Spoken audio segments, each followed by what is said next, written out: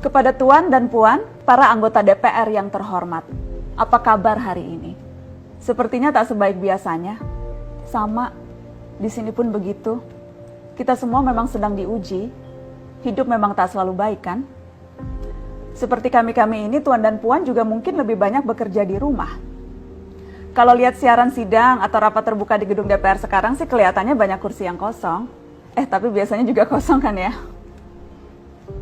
Tuan dan Puan anggota DPR yang terhormat, saya perhatikan parlemen-parlemen negara lain fokus melawan corona.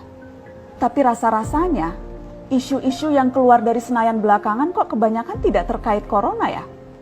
Kami malah membaca DPR bersemangat membahas isu-isu lain. Contohnya, rancangan undang-undang cipta kerja yang banyak ditolak karena dinilai mementingkan kepentingan investor di atas kebutuhan pekerja. Presiden Jokowi pekan lalu sempat menyatakan pemerintah dan DPR menunda pembahasan salah satu klaster di rancangan undang-undang itu, klaster ketenagakerjaan.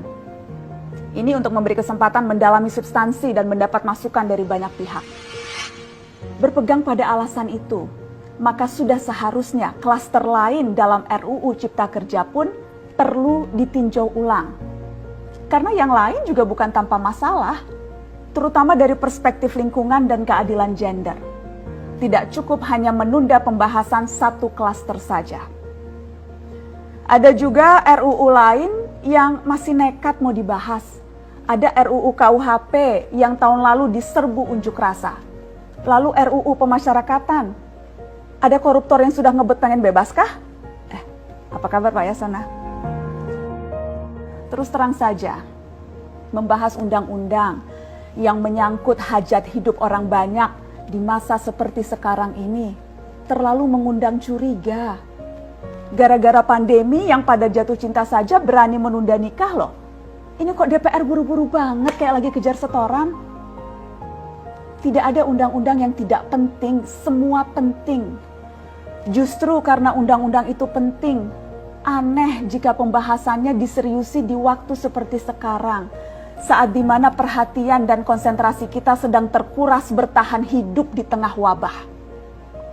Produk hukumnya pun berpotensi cacat bila tidak memenuhi ketentuan, dan rasanya belum ada aturan pembahasan RUU secara virtual.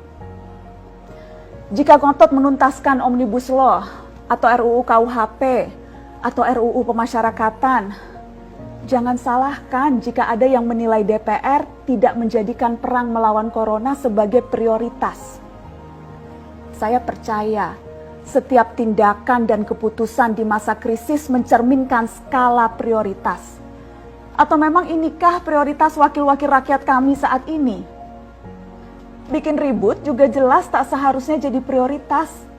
Satgas COVID-19 DPR kemarin dikabarkan mengimpor jamu ilegal dari Tiongkok secara besar-besaran untuk pasien positif virus corona. Satgas kemudian membantah itu, katanya ini diproduksi di Jakarta dan merupakan sumbangan Wakil Ketua DPR RI Sufmi Dasko yang akan dibagikan gratis ke berbagai rumah sakit. Kemudian dikabarkan juga jamunya mengandung bahan berbahaya dan belum terbukti klinis. Satgas lagi-lagi membantah, katanya sedang proses mendapatkan izin edar di Badan Pengawasan Obat dan Makanan. Sedang itu berarti belum kan ya? Tuan dan Puan yang terhormat, niat baik pun perlu proses yang baik. Proses yang semrawut hanya akan disusul polemik. Sementara sekarang kita sedang banyak-banyaknya menaruh harapan kepada negara. Tindak tanduk DPR salah benarnya akan selalu dilihat.